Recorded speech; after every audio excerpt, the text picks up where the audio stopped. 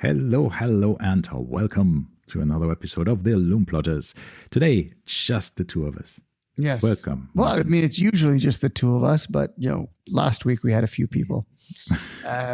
But yes, so today we have a special topic we're going to go into, and we'll talk about it in a moment. I'm not going to get into it just yet, but then again, the title of the episode is probably going to have the words Bumblebee in it, so you have a general idea of what we're going to talk about. What we're talking about, yes. Yeah. So it's not a secret. But before we get going, which one of your many new watches are you wearing today? I'm actually not wearing a new watch at all. Because I am going to leave tomorrow morning to Africa. I decided I'm taking my Tudor Ranger with me. Yeah, you're taking it to Africa. Yeah. Yeah, which is very, very fitting, very appropriate. Yeah, a Ranger going to do the Ranger's job in the bush. So absolutely, It's a good idea. I like it. Yeah, I think it's a very fitting watch. And the funny thing is, remember, I want to point out that I sold my sub to buy a Pelagos, right? And you sold your Explorer, not to buy one, but because we were happy with the Pelagos, right? So I realized that the Tudor was for me the better watch than the Rolex was. And you did the same exact thing. And that's interesting, no? That you said, the Explorer 40 was the worst choice for you and the Ranger 39 was the better choice. I don't think it was the worst choice. I mean, I really enjoyed the Explorer 40, but it was easier to let it go because I got the Explorer 2, right? The Polar Explorer. Yeah. But I didn't think, I could have gone the other way and said okay, I keep the Explorer 1 and then sell the Ranger. Sell the Ranger and some other things. But I just thought, the Explorer, while it is nice, I had also my wife's opinion. Yeah, she didn't like it. Yeah, but you know what? She said the same thing now to when I said, look, this is what I'm going to take to Africa, the Ranger. She said, the other Seiko. So it's a Seiko? So it's also a Seiko. So, for her, the Explorer and the Ranger. And she said, you know what? Actually, it could also be an ancient T. It is. Like it the is. old style. But then we went. Speaking of HMT, can we talk about the Delhi Watch Company? We should, because you want something. Yeah, I'll go into it. Let's wait till we get done with our wristwatch check, because I will. Yeah, okay, so that's my wristwatch check. I take also two G-Shocks with me just in case, of course. Because one wouldn't be enough, naturally. Yeah, no. Heaven forbid. So, are you taking your new? Yes, I take whatever you call it. MIP, the GW 5600. No, sorry, GW-BX 5600. I just know there's an X in it that says somewhere. There is somewhere an X in it. Yeah. That's good. That's good. But I'm surprised that Bent had his MIP and he sold it for the regular one. And I said the same thing. I don't know. I think the MIP is technologically the new thing, but we're getting further away from the original G-Shock and the original look of the G-Shocks with the I don't know. I have set it to the classic look, right? So it just actually just looks like exactly the same as the normal one in just crisper display with a higher contrast. So I love it. But I do now know when people complained about the Lume at the positive display watch. The Lume is up. Not Lume. Sorry, what I'm saying. The background light. The illumination or whatever they call it. That is rubbish. It is really rubbish. It is very faint. If it's pitch black dark, it's enough, but it is not like anything like the other GMW B5000s or whatever. There it's really nice. It fades in and out like this smooth. Yeah, we discussed that I think last time. But I think actually even the black version is better to see at night than the positive one, which is surprising. But yep, it is what it is. So that is a bit. But on the other hand, the watch itself, I love it because you have so much more details that you can show on the screen, right? Because you don't have this only these predefined segments basically, but you can just freely use the pixels, and that makes a big difference. I hope that they at some stage offer a bit more flexibility even on these displays. They can do a firmware update, I think. Yeah, but that's not going to affect the lighting. No, the lighting that will stay the same. But again, it's fine. It's okay. When you really need the light, it's sufficient, but it's not. I mean, I wouldn't give it for between an A and F. I would give it a D or an E. It's just barely scraping through. Let's say it this way. Yeah, I never was too fond or keen of them, so I don't know. That's just my, I hate new stuff. So for me, it's always like, no, the old one was better. Back in my day, get off my porch, you dirty kids. Get off my lawn. Yeah, you get off my lawn. That's when you put your house shoes on and light a pipe, and then, I mean, not a crack pipe. I mean the proper old pipe. A Sherlock pipe, right? Yes, exactly. I used to have a Sherlock pipe. Put your old gramophone on, right? Yeah. Listen to those were the days. Yeah, when you could buy a house for the cost of a gallon of milk. Exactly. Yeah, and the milkman came to your house. Yeah. Anyway, so what are you wearing? I'm wearing my Zenith because obviously I'm wearing my Zenith because why not? There is a chance that my Pelagos will come next week, which would be nice. Once again, my buddy has booked a flight, but hopefully it won't get canceled or anything, and everything goes according to plan. And he comes. I don't need him to get back. I just need him to get here, right? So, what happens after he gets here? That's just fine with me. Yeah. After that, I don't. But yes, and he mentioned to me. I was messaging him a while ago. And he had a point. This was, when right after the what's it called had happened, the peace negotiations with Trump and Iran, and then I think there was like 1 day of attacks still going on. Do you remember this? Yeah.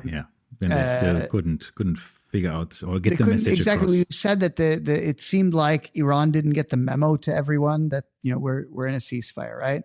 So I messaged him. I said, basically, like, it seems like we're going to not have a ceasefire. I was all sad, and let's see what hold on, because what I wrote versus what he responded was quite nice. It really, if I can find it, tell the ladies and gentlemen a story in the meantime while I switch. In the meantime, I'm telling a story. So I think what we are talking about, what I like specifically about this Tudor Ranger so much is, I don't know why I actually, a lot of people complain about the flatness of it because the dials are printed. Right, I mean they're loomed, but they're printed loom, and there's no three-dimensionality in the on the dial. However, there is a lot of three-dimensionality if you take into consideration that there is this box crystal that on the outsides, and especially if you don't look at it straight on, it distorts quite nicely the minute track and the numbers and the tips of the hands. If you actually look from the side a bit on it, it's actually quite nice. So this Ranger is I think it's a bit undervalued. I think it's undervalued. Yeah, I mean, I like the 36 Ranger. The 36 to me is a fantastic watch. I have two complaints. One, I wish they didn't do Photina on it. I think with just white numerals, it would have been fire. And then the same thing. My issue with the white dial or Dune dial is that the loom, because right now you have the whole plots are loomed. With the white dial, they did black, indices, which were not loomed, which they could have done black loom, but then, the loom is shit. So they did the little loom dots, which the black version doesn't have. And then they did the same exact thing on the Omega Speedmaster white dial, right? So the indices are just indices, and then you have a little dot next to it. And I just think that doesn't do justice to the original design. Yeah, it's like the old Panerais as well, when they made the first white dials and they just did the Lume. And then the previous dials were like freaking so much Lume, if not sandwich dials, like you had so much Lume on those dials. Anyway, I found the comment. So I said, looks like, because he had mentioned that he said this whole thing about the Iranians not being able to communicate as effectively as possible. Because I was like, oh, you're not going to come because of that. He was supposed to come in May. And I said, looks like you have made me right. The shit hit the fan on Monday and nothing since. So I'm hoping you can travel in May. And he responds, fuck regional peace, skyrocketing fuel prices, commodities pressures, job losses, and the ending of anxiety for millions. Martin needs his FXD. Like, yes. Yeah. Naturally. Priorities. That's my priority. Life goes on. I mean, look. And I understand where he's coming from. Like, I don't care about the war. I just want my FXD. Like, he has to come. So he couldn't come in May, and then now he's trying to come in June. So let's hope it does happen. Personal delivery. That's the challenge. Right? And of course, the Zenith does have to go in for service. I have two things that are nitpicking me. One, of course, the as we mentioned, the crown is extremely hard to pull in and out, but also it's very hard to rotate for setting and winding. And this then means I'm still guessing it's a gasket issue because why else would it be both laterally and rotationally difficult to move, right? Unless there's a bend in it or something. It could be the stem, right? Something. Yeah, so it could be the stem. Who knows? Maybe something is not aligned or so. But it's both. It's both winding and pulling in and out. So that means something is not right. And I have one more thing, and I just don't know if if it's worth telling Zenith about, because essentially the hour hand on the chronograph is off at reset at 0 by, let's say, 1 degree. You know what I mean? It's just tiny bit off towards the, in the clockwise direction. And yes, all they would have to do is take off the hour hand on the chrono and just reset it and put it back, right? So it's super simple. But my thinking is, do I want them to remove the entire movement? I'm not sure if with the crown they would remove the movement or if they wouldn't. And this is just... It depends where the gasket is. I mean, maybe they have to take it out. If they take it out, then I should tell them to reset the hour hand anyway, because it's already there. But if they don't have to remove the movement...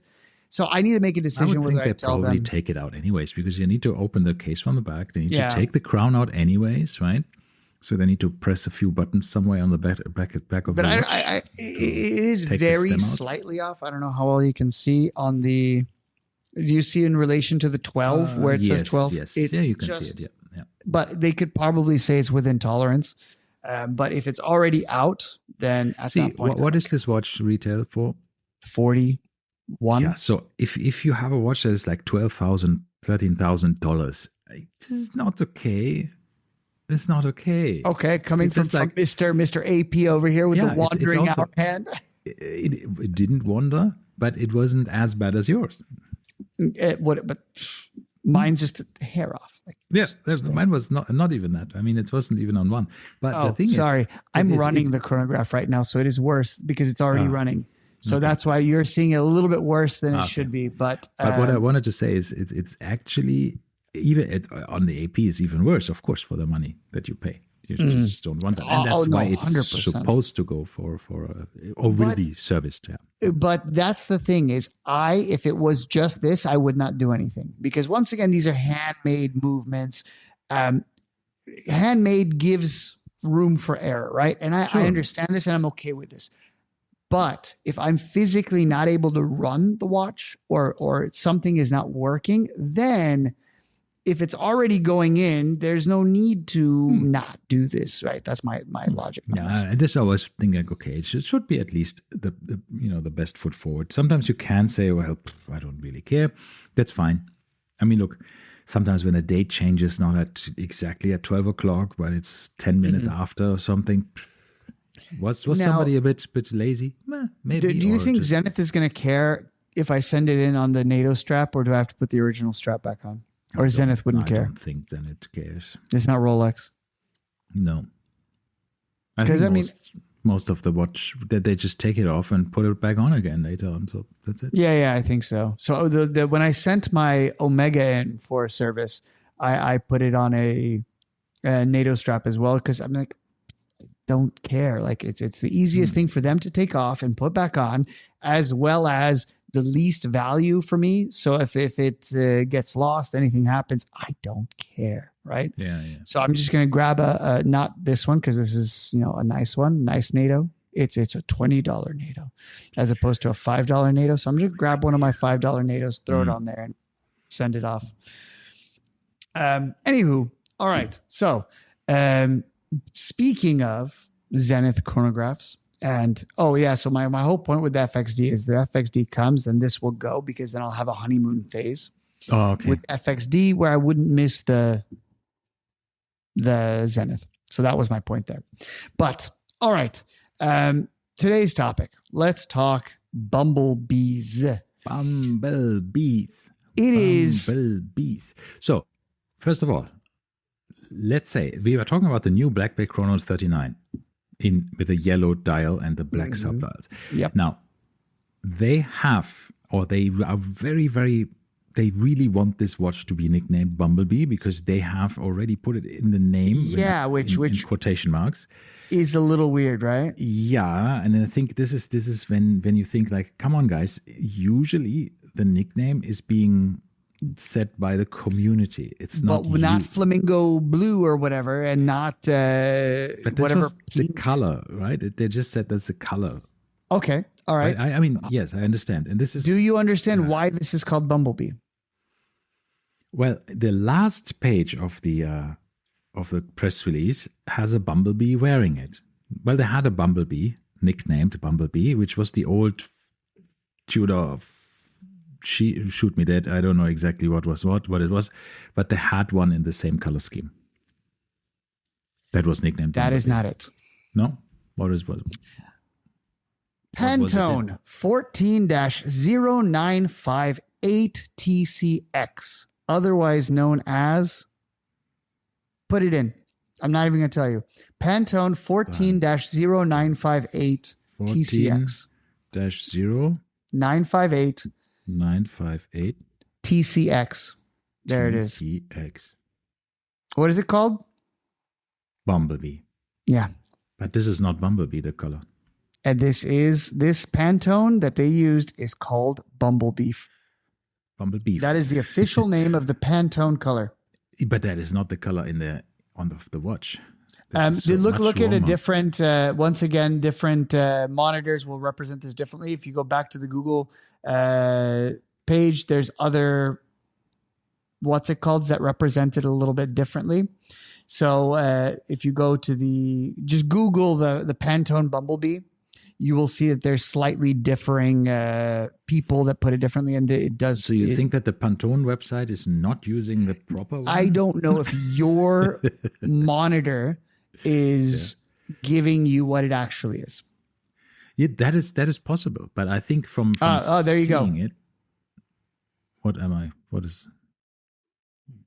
No, this is the two sides, right? So Lume Punch or Lime Punch. Lime Punch, Orange, and Bumblebee. That's like the monochromatic, whatever. No. That's not what I was talking about. Then if you go back and just Google once again Pantone Bumblebee, you will see a number of. Just put in Pantone Bumblebee, and you'll see a number. See right there, the second one.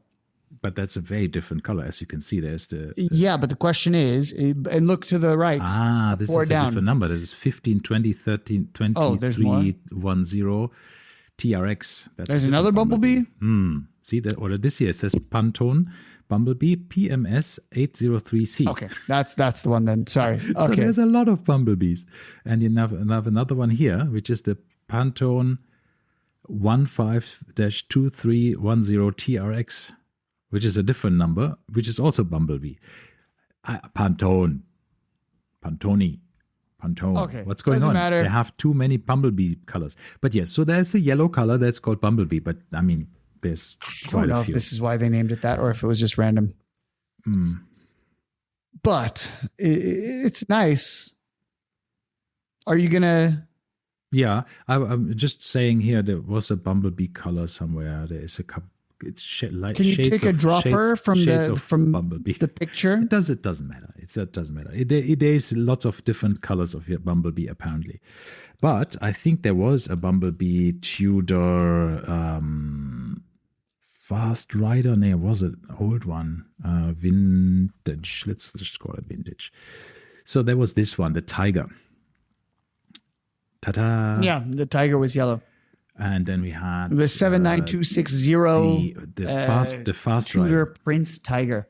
the Fast Rider. Oh, I forgot about the Fast Rider. That was also yellow. Yes, there was a yellow version of it, and so they actually look pretty cool. I mean, especially the Fast Rider has something, right?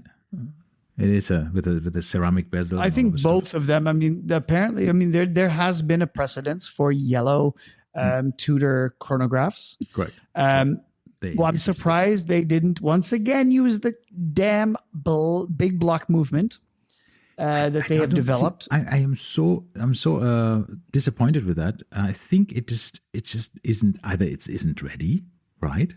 Because a chronograph movement is tough, but they have shown it in 2023, right? As a prototype. Yeah. It's been 3 years. Yeah. It's been 3 years, and they're still using the same movement that they have bought, basically, or licensed or whatever. Not even licensed. They're just buying it from Breitling with their own manufacturer escapement in it, right? So you have a silicon enhancement, silicium, whatever, escapement in this watch that is not existing in the Breitling B01, which this movement is based on. So it's a manufacturer movement. It's coming from, and this is the nice thing, they are fully transparent. They're saying derived from the manufacturer chronograph caliber B01 from Breitling with a high precision regulating organ developed by Tudor and exclusive finishes. This movement is the result of a lasting collaboration between these two brands. Mm-hmm. Also different from the Breitling movement is that they have a 45-minute counter on 3 o'clock, while the Breitlings have 30. This is, why do you need to be taught? So they can say that this is really a different movement, because it is, because they made some changes. But I don't like it. This is so stupid. Like, it's good for soccer players. You know that. Yeah. Minutes. Perfect. So wait. Go back. What about the Miami one? The one that they made for Miami, the Tudor, did that have a 45-minute sub? Yeah, they all have. Do they all have 45-minute sub dials? Mm-hmm. Yeah. Meanwhile, if you look back in the day, all the vintage ones had 60, but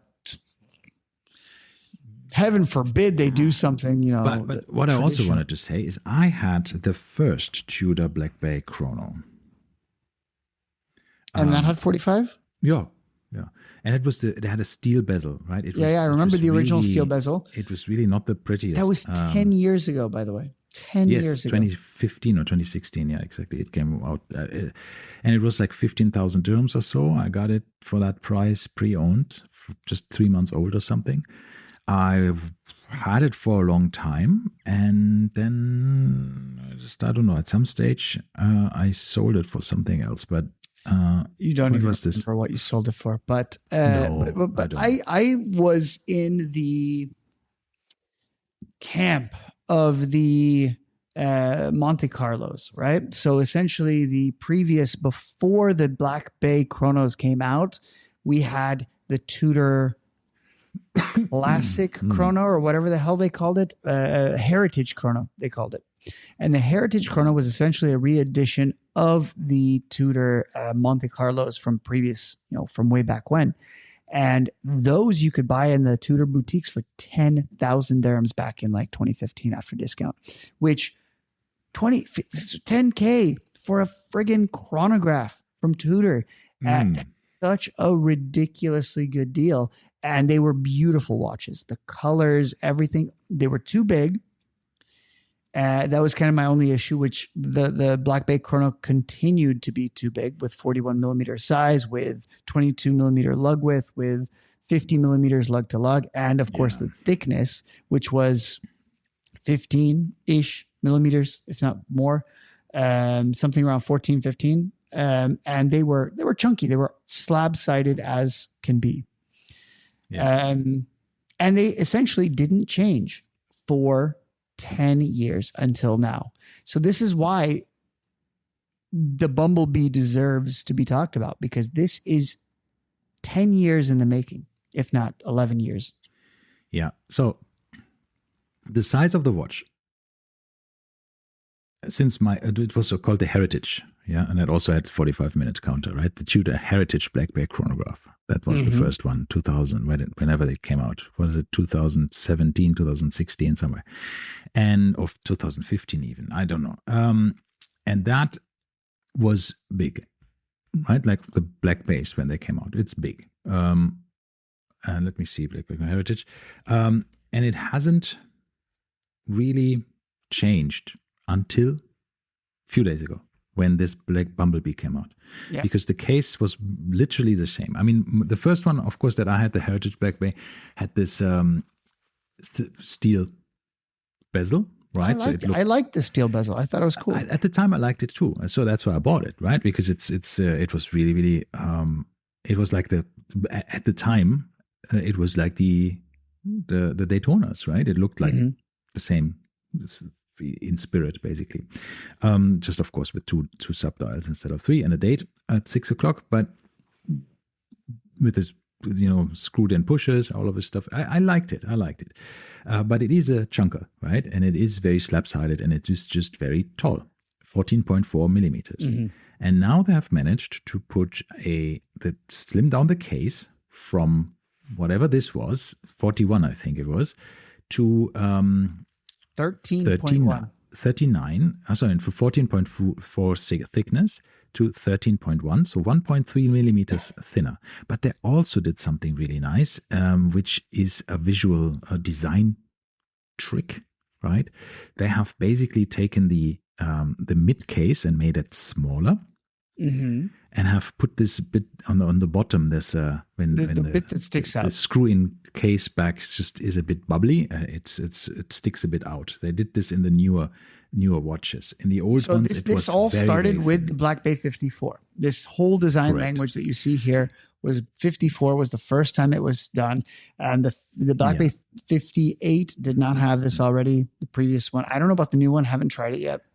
But do you see that they also on the bottom have a bit of a small chamfer there, right? So they just made this bit rounder on all the sides where they could, and just made it just visually even smaller. So while it's 1.4 or 1.3 millimeters smaller than the original one, because of this design, it will look even smaller on the wrist. And we have seen the first wrist shots of people, and it is really it appears a lot slimmer.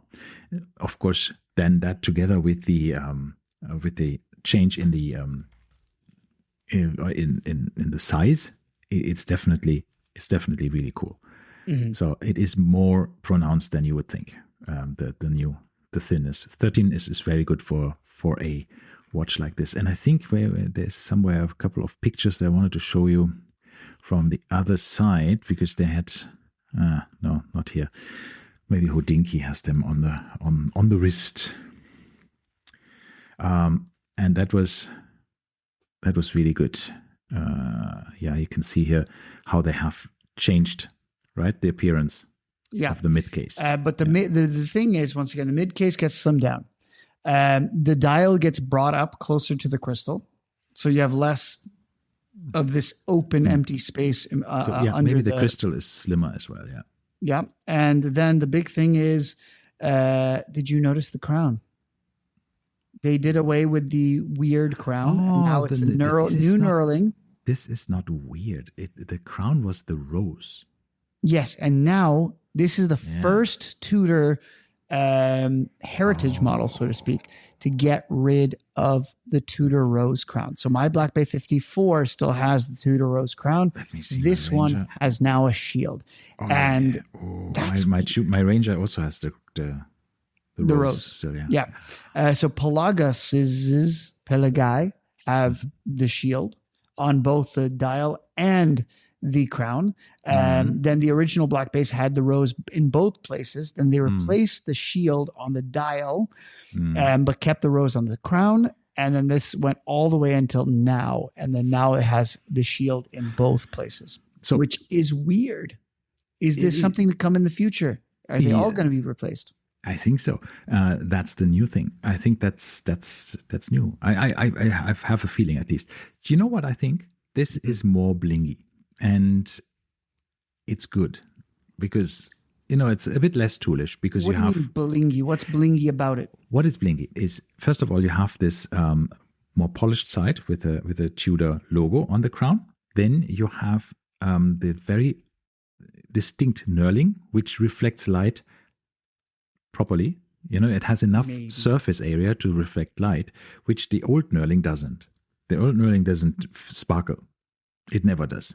But this is like a fluted crown. It does sparkle. When only a bit, but it is more sparkly. Then, of course, the slightly bigger chamfers that are polished, they will flash a bit. Also, the light, the bigger, let's say bigger on high polished bezel ring from the side might be a bit blingier.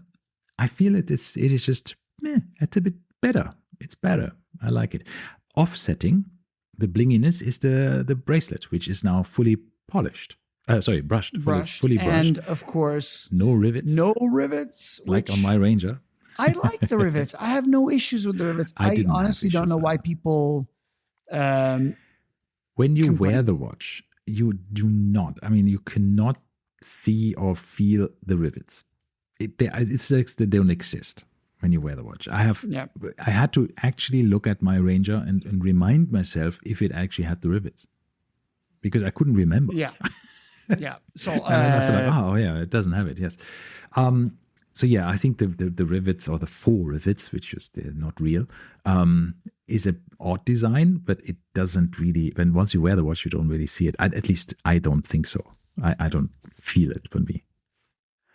But yeah. Yeah, I think this is a really nice watch. They have also changed the hands to some extent. I think they have shrank. Apparently, there was a lot of complaints that when you were running the chronograph, the hand was so big it would cover about half of the chronograph. The snowflake part of it would cover half of the chronograph minutes tracker, that is and you true. wouldn't have any idea where the minutes are. And even now, by the way, with my Zenith here. I have a similar, issue. For instance, if you have, but this is with every chronograph, when the hand, I just have, regular stick hands. When these stick hands stick out at a certain angle, like right now, I can kind of see what's going on, but there are times where it's a little bit more difficult to see. But with that gigantic snowflake, of course, it landed smack in the middle of the subdials every time. Yeah, there is, especially because the hour hand doesn't really go that fast. A minute hand, you can say, okay, well, I can wait a minute, but for the hour hand. But the whole purpose of timing is you might not be able to wait a minute. Exactly. You need to know the time right now. Yeah. And you can't even put it doesn't have the independent hour hand that you can just, move the hour hand out of the way and then push it back. You can't. It's annoying. Yeah. So this is a good question. It is a nice improvement. There you go. You can see on this picture that Ralph isn't showing you; he's showing me. But they're both the hour hand and the like you just can't see the minute anything on top of the counter. Yeah. But I really don't like it. I did not know this 45-minute thing until you told me, and now I cannot unsee this, and I don't like it at all. And it's okay. First and foremost, I don't know about you, but I chronograph time hours, not minutes. Not, I do it all. See, the thing is here, you don't have, because you only have 2 subdials, you don't have an hour counter. Okay. Can we talk about Omega? No. Okay. What does Omega do? I don't know. Do they? They put 2 hands on the right side subdial. So you have an hours and the minutes. Yes, and in this case, the beauty of this is, guess what? It's a column wheel vertical clutch chronograph. Column wheel vertical clutches you can run forever. And you start it on the hour at a certain time zone that you're in. So let's say I travel to a time zone that is, I don't know, 3-4 hours outside of my current time zone. I could at 12 start my chronograph timer. And all of a sudden you now have a second time zone, a full second clock running. It's awesome. It's genius. Okay. So, you can have bicompax models with while solving this issue. No, I think this is it is. If you had only 2 subdials and one is running seconds and you don't have an hour counter, then you do again 15 minutes of counting at least. What do you mean? You have the ability to stop something up to 45 minutes. Yeah. With the other one, you cannot. You have only 30 because you don't have a counter that actually counts anything above that. What do you mean only 30? What's 30? Minutes. If you have a 30 minutes subdial. Yeah. And you don't have an hour counter. Yeah, exactly. And you can only count events up to 30 minutes. And so I don't count events up to who does 30 minutes? I have no idea. I mean, everybody. Usually it's either 60 or it's 30. You're right. It is 30. Yeah. But you have the hour counter. Yes, you're right. So in this case, it goes up to 45 minutes, which is actually longer than I never noticed this. But yeah, you're right. I'm looking at the Zenith right now, and it is, it has halfway marks between the hours. So you kind of have an idea we're halfway into the hour. So it's a new 30-minute segment. Correct. But this 45 thing, I don't like it. I don't know. At least give us an hour. So what they have done is here they have kept the date disk on 6 o'clock also white, because then it actually physically, visually, really fits the triangle at 12 o'clock as a counterweight, and the white indices that you have. It balances out. Yeah, it's visually actually quite pleasing that they have left it white and didn't do it in yellow. Or you could just put another Lume plot marker, and then you don't have a date window at all. And that's also totally possible. And then you could shave off at least another millimeter of the watch, right? Because you don't have a date disk and all of the stuff. You could make it even smaller. Yeah. And then you have a Daytona basically with 12 millimeters or something. I'm curious here because let's talk about the thickness a little bit. It's hard to, let me look up a few numbers here. What is the new Daytona thickness? So the thickness of the movement stayed the same. It is 7.23 millimeter thick.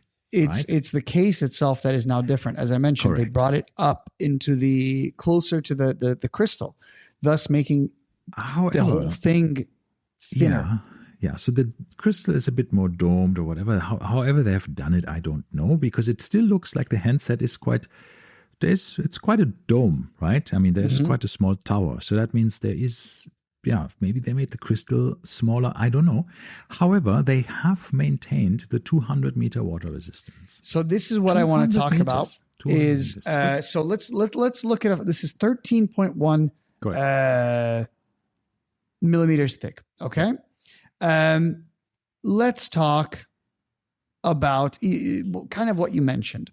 So my Zenith is thinner than the regular Zeniths because I don't have the date. Right. Okay. So my Zenith is 12.6 millimeters thick, which is freaking slim as hell. Right. For a high beat chronograph. Once again, automatic chronograph is the kind of the operative word, like we talked about in our automatic chronograph section of the What Movements You Should Know podcast. Now, a regular A384, would have a thickness of 12.8. So we're going up 0.2 to add the date disk, which is quite compact. And then the A386 models are 12.9. So essentially all between 12.6 and 12.9. And Zenith is known for this manufacturing, right? They've been making these movements for frigging a million bajillion years. So here comes Tudor, right? And they're like, we don't even have our own movement. And they end up making a watch that is 13.1, which is roughly the same as the Zenith. And that is ridiculous. Of course, the Zenith has 50 meter water resistance. A Speedmaster, the regular moon watch, has a thickness of 13.2 for the Hesselite and 13.6 for the Sapphire Sandwich. Mm-hmm. Once again, 50 meter water resistance and no automatic winding rotor. These are manual wind. So the new Bumblebee is thinner than a Speedmaster, which is, once again, ridiculous. And with 200 meters of water resistance. Yeah. I mean, it is again Omega. Do you know what the thickness of the movement itself is? For which one? Okay, let me check. Watch base. But while you look that up, I have one more to throw in here. Daytona, 11.9 millimeters for the current generation Daytona, and once again, that's insanely thin, and it's 100 meters water resistance. So then the current version of the Moon Watch, the 3861, is 13.45, right? Yeah, I said 13. The plexiglass version, not the sapphire. Did I say 13.6? Something like that. No, let me. This is also plexi. Let me see, where is the normal one? 3.1 here. This one, I think. ChatGPT told me 13.2. It doesn't say here for this one. Rubbish. For the Hesselite, and Sapphire Sandwich 13.6. So this caliber, I wanted to see, do we know the measurements of the caliber? I just wanted to see if this 3861 movement is, how thick this is. Omega 3861 movement thickness. And it is 6.87 top. So it's actually, this is actually thinner than the Breitling movement. Because that is 7 point, according to Tudor, it says 13. The thickness of the movement is here 7.2. Yeah, but we're talking a half a millimeter. I don't think that's going to be that big of a issue. No, but what I'm saying is, you have a movement that is thicker, and they managed to make a thinner watch. Yeah, but probably Omega could manage to make their watches thinner. We know this. But again, and they only do 50 meter water resistance, which is, so I just compared But we can compare this to another watch that recently came out, which was 300 meters water resistance and a chronograph by Omega. And that was like 17 millimeters thick. Yes, of course. But I checked with my new Alpine Eagle from Chopard, and I see that this is exactly the same thickness as the new Tudor chronograph. 13.15. And it's a flyback. And it's a flyback chronograph, yeah. It's so speaking of flyback chronographs, the new Longines flyback chronograph, how thick is that? Ooh, good question. Because that's manual wind, so I have to, preface that with it doesn't have the rotor, but it felt thin when I tried it on. Yeah, and this is the nice thing when you say it feels thin, which is actually that one. I had the automatic version of the the Big Eye, which is only an automatic.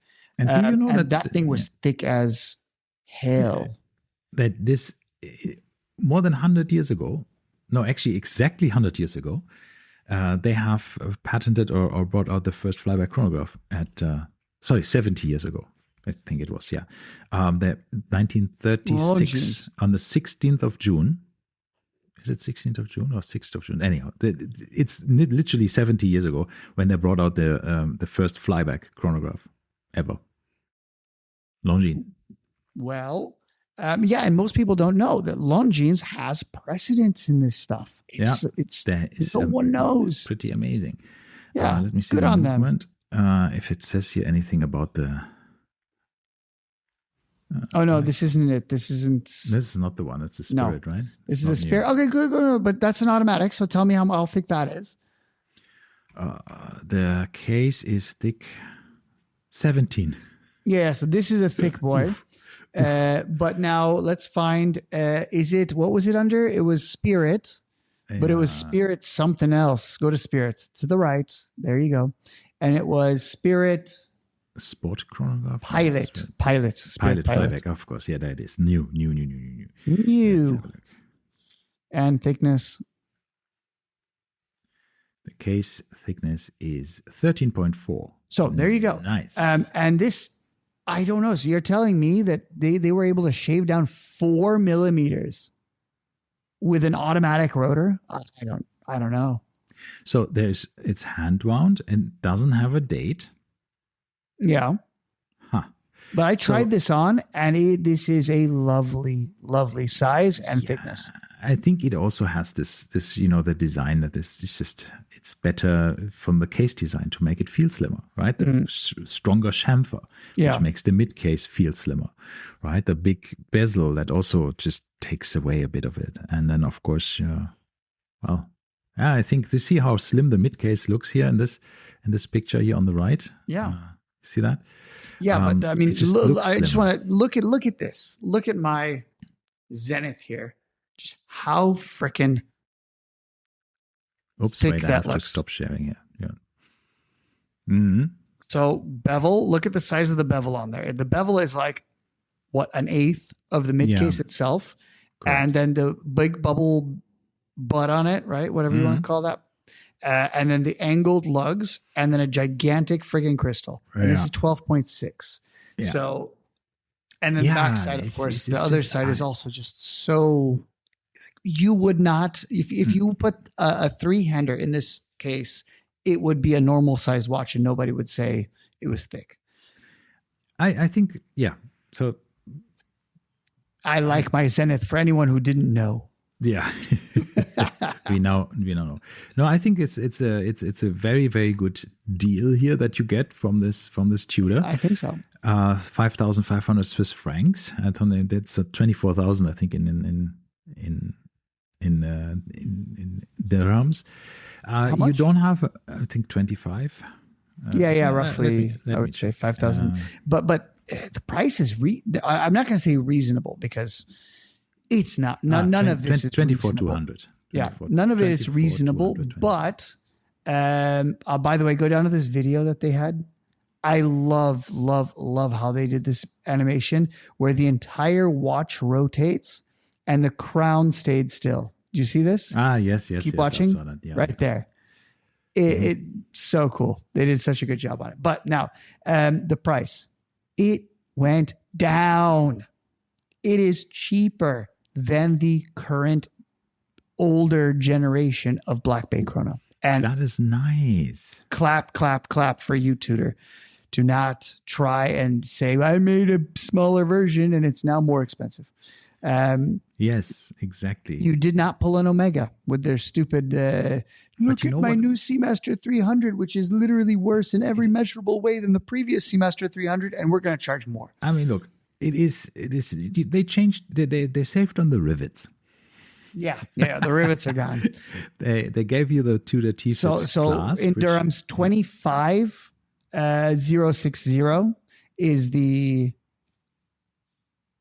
is the regular version, right? No, 24,624. It depends on the bracelet. The Jubilee bracelet is a bit more expensive. 400. And how much is the Bumblebee? 24,220. 220. So it's 400 dirhams less. Yeah, which the cheapest chrono version you can buy. And they could have easily come in and said, you know what, we're going to increase the prices. And they didn't. And no, they didn't. Chapeau, Tudor. That is really nice. Yeah. I mean, it's really nice. You still have the aluminum bezel in it, which is cool. Fun fact, aluminium versus aluminum. Do you know where the nomenclature of this came from? Why the Americans and why the British say this differently? That the world says aluminium, even in Germany. I think there is only one country that says aluminum, which is the United States. The inventor of aluminum actually named it aluminum. Which is not how you should name a metal, because it's apparently titanium. No one liked this. So the Americans got their, they got the name. I don't know if they got a press release, a press packet when the element came out, and it said aluminum. And the guy was a British guy that invented it. And he released it and called it aluminum. And then apparently when it was entering the periodic table, they said, well, everything else has ium at the end. Ium and, like gold potassium and like gold and silver. And so they said, no, we 999, we cannot have this. I don't know who runs the periodic table. But whoever does did not like this. So they made him change it. And apparently America didn't get the update. The rest of the world got the update. America did not. And for that reason, we still say aluminum, which is the original and one true name for the metal. Okay, sorry, go ahead. Yeah. So I just wanted to say that the universal reception of this watch was absolutely positive. I have not heard of any person who said, I don't like it. I mean, obviously there are people who don't like yellow, but that's fine. And I had a yellow watch. I remember an Orient diver watch with a black rubber strap. That was also black bezel and yellow dial. And it was really nice. I remember even my wife told me that. Said like, you have a yellow dial watch, and I was like, nah, many years ago. Like 10, but years ago. Yellow is a very interesting color. But it's cool. A lot of watch companies make yellow. Look at Doxa, right? Yes. They make a bright yellow, whose name I have forgotten. What does Doxa call yellow? Doxa yellow name. It is called Diving Star. Diving Star yellow. So it's a very similar looking watch, but what I cannot unsee from this watch is the Schumacher yellow Speedmaster. Yeah, it has a bit of that. I also wanted to say that we have this beautiful yellow FP Journe. FP Journe in yellow. We have these yellow Breitling Avengers, right? The yellow Oyster Perpetual that came out. Yes, indeed. We have that as well. Then you see here 17 yellow watches. We have the Citizen Tsuyosa. We have some Seiko 5s and a Baltic and a Bayud and all of these other different, the Doxa that you have. There's a lot of yellow, actually yellow. Oh, there's also a Christopher Ward in yellow. Trident, Trident Lumiere. Then there is the Seiko 5. The Nodus had a Sector Deep Flare Destro. Formex had one in nearly orange. And then Oris had one. Big crown. This is also cool yellow. That's a good looking yellow. Wow. And then the Breitling Super Ocean Automatic in yellow. That was a very, very traditional color for that watch as well. Duckworth, Nomos, of course. Nomos, every color in the world. Paulin, Hublot had one. Maurice Lacroix, of course. Rado. And then, of course, FP Journe, the Octa. So lots of yellow. And the funny thing is, and this is very clear, I have not heard, as you said, a single negative thing about this. Nobody said I don't like it, which is weird. The only thing that people have said, and they didn't say it negatively, they said yellow is just not my color. And I agree with that. Yeah. But then everybody knows that you're not launching an entirely new case for one color. Right. So eventually, except for the Pelagos 39, eventually, it's not going to be anytime soon. Probably a year from now, we will get a different color, maybe a black, maybe a white. Who knows what it's going to be? But everybody will be pleased as punch. And did you see the how they described this watch on the press release? Yeah. If you go back to the press release, if you go to the blurb that they had about it, down. Which blurb? Maybe the last one? Was it on the last page? This one? No, up. No. Keep going. There's a little blurb on the left, bottom left of one of them. Keep going. It was a one paragraph little blurb. Maybe it's at I think it was the first. Was the first page? Go to the first page. No, the first cover page. So this one. Yeah. The Black Bay chronograph has evolved with a brand new 39 millimeter case, column wheel manufactured chronograph caliber, and vibrant yellow and black dial. It's buzzing with boldness, sitting alongside its pink and flamingo blue cousins as part of the Tudor Daring Watches collection. It's a real stinger. It's funny. I like it. Like it's nice. Very well thought out. And once again, it just goes to show that Tudor's best releases are these midterm, middle of nowhere. We were literally just done with Watches and Wonders like 2 months ago.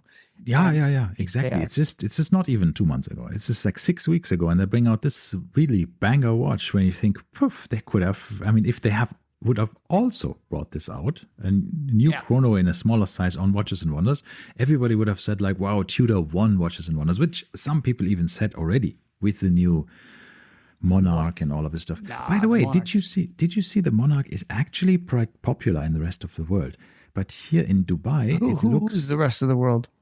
Yeah, I mean, like Europe and so on, other places. Really? I haven't seen a single person with it. No, I have not seen anybody, but I've seen people want to buy it. No, even in the, what's it called, in social media, I haven't seen anybody wearing it. Here, I mean, locally, I have one person, and I think who has one on at hand. He's brought it from Poland, and in Poland, the price is a bit more expensive because of the taxes. Brought it here and tried to sell it with a very limited, very small, I think 1,000 dirhams more than the retail price here. No buyers. Now he's offering it to lower than retail here, even lower than retail in the UAE, and he still can't find a buyer. Look at the Lagoon Blue 54, right? I've had, or I don't know if that's just not popular here, but I've seen a few of them come up for sale in our group, and they were cheaper, under retail now by about 2,000 dirhams, and still nobody wants them. And these are brand new. Yeah, it's surprising, right? Because they're also very nice.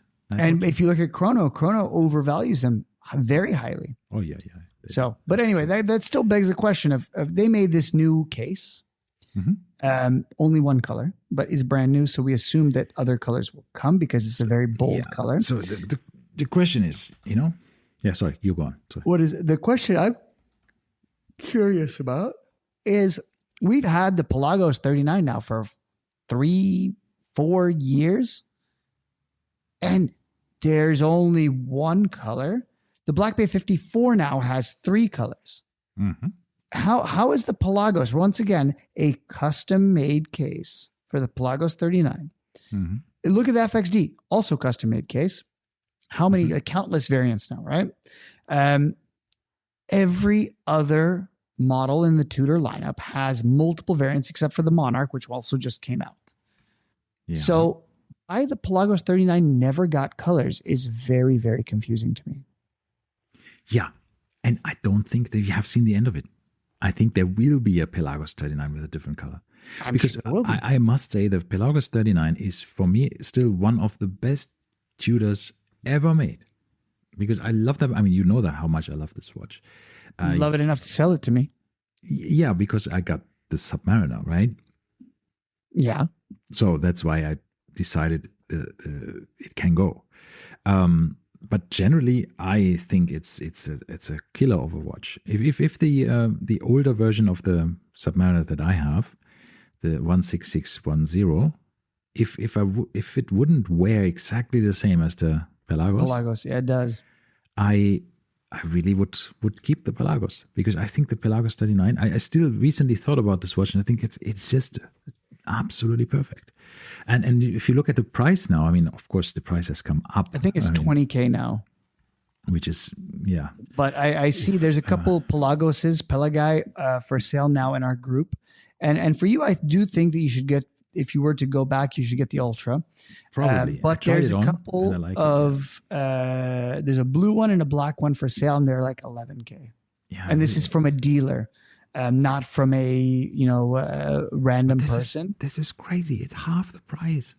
Yeah. And this is with a dealer markup, right? These are random, like Timepiece 360 type resellers, but they're brand new or 1 year old, 6 months old, and half price. And it just shows you that Tudors will drop in value by about half. Yeah. This looks like it is like the old adage of Breitling, right? Yeah.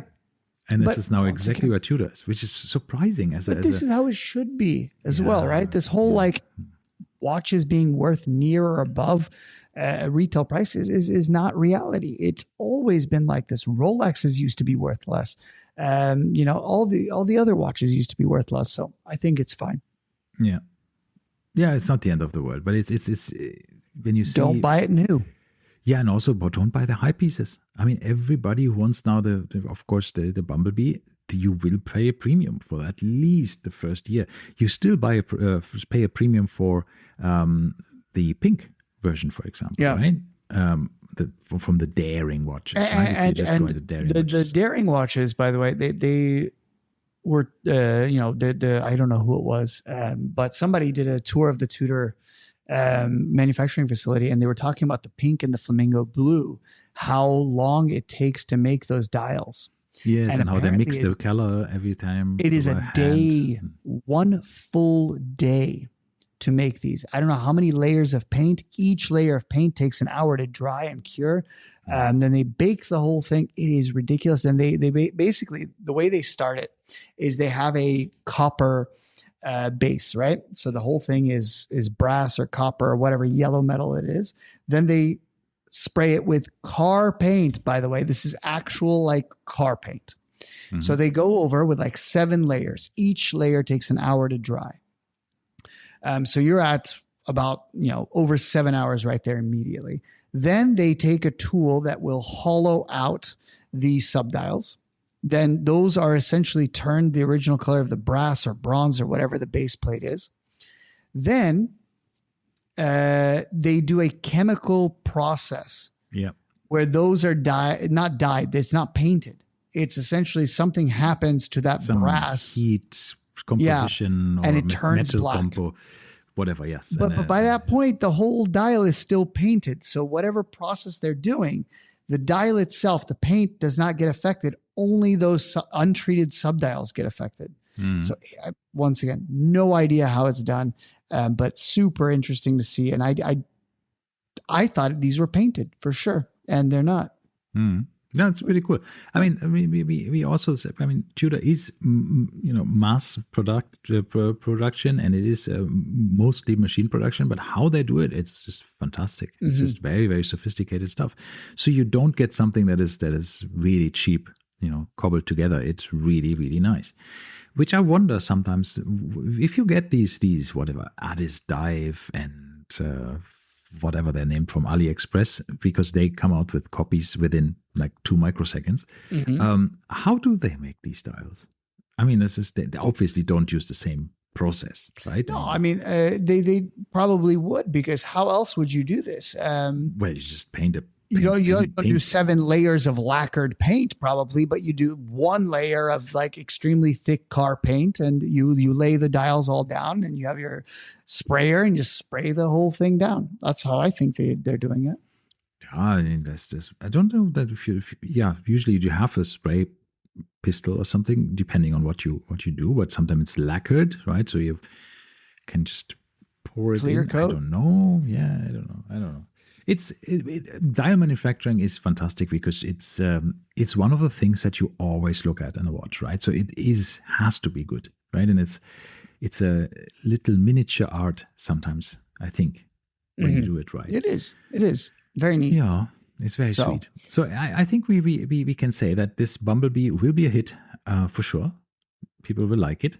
Then there's this. Do you see the Carbon? Yeah, 26, the new Carbon 26 yellow. FXD Chrono, which by the way has some yellow, but it's more orangey, I guess. And Red Bull colors. And this is also, I think, there's another Carbon. There's a bunch. Yeah. The blue one, I think, right? Oh no, sorry, this is not an FXD. This is a Black Bay Chrono. The other one's the FXD. Ah, yeah, the Chrono. And the FXD is also Carbon 26, no? No, the FXD is 25, I think. 25. It was last year. That's blue. That's blue, right? I don't know. Go check. Where would it be? In diving watches? I don't know. Pelagos FXD. And then no, it's not here. Maybe it was a Black Bay then. I'm just stupid. Then it was a 25. So many watches. I know. And Tudor's website is not exactly very easy to find. No, because now they have this whole divider in diving watches, daring watches. What What do I know? What is And then is it Black Bay? Is it Black Bay? And why would they separate Black Bay Bronze and? Yeah, it's sport watches. No. Yeah. I don't know. Go into Black Bay under diving watches. You were there. You were in diving watches. And then you go to the right. And then you click on Black Bay right there where the ceramic one is. This one? Yeah. Just Black Bay? Okay. And no, it's not here either. Excellent job on your website, Tudor. Yeah, maybe we just search for it. Go to filters. Can you search? Put in Red Bull. Oh, there we go.